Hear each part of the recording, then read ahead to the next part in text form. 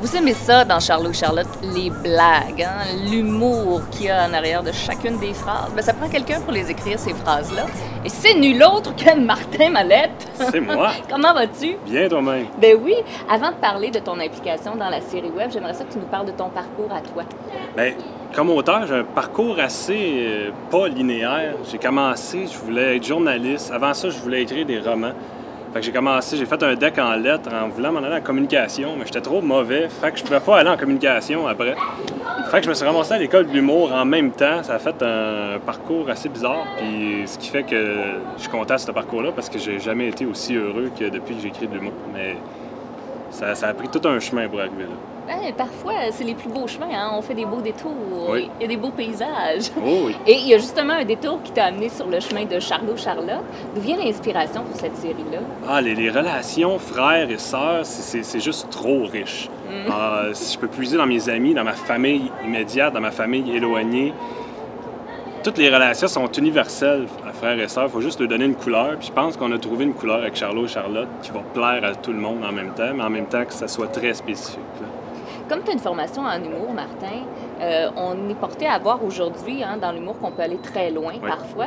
Est-ce que tu es obligé de te censurer justement à cause du public visé par Charlot-Charlotte? Ben, veux pas, oui, parce que quand je fais mon humour personnel à moi, c'est dans les bars. Déjà là, c'est plus cru. Puis j'aborde des thématiques sociales, politiques, ce qui fait que si je m'adresse à des jeunes avec ces sujets-là, de la façon que je le fais dans les bars, ça passe pas aux deux degrés.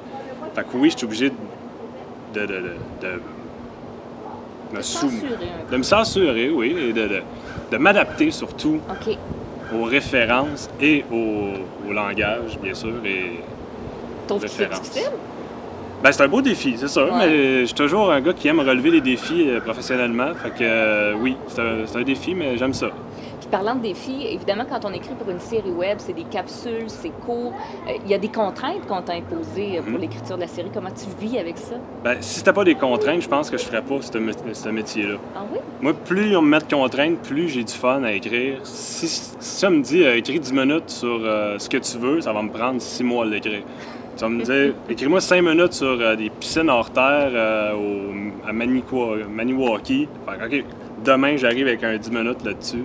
Je m'amuse, ça me nourrit au bout de les contraintes. J'ai des amis qui se lancent des défis d'écriture comme ça, puis les meilleurs gags, des fois, c'est les sujets qui nous inspiraient le moins.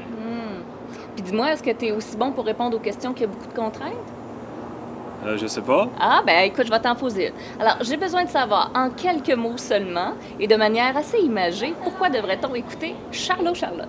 Ah, mais pour rire. Juste ça, je pense que ça vaut la peine. Que rajouter de plus, messieurs, dames? Absolument rien. Merci beaucoup, Martin. Merci, José.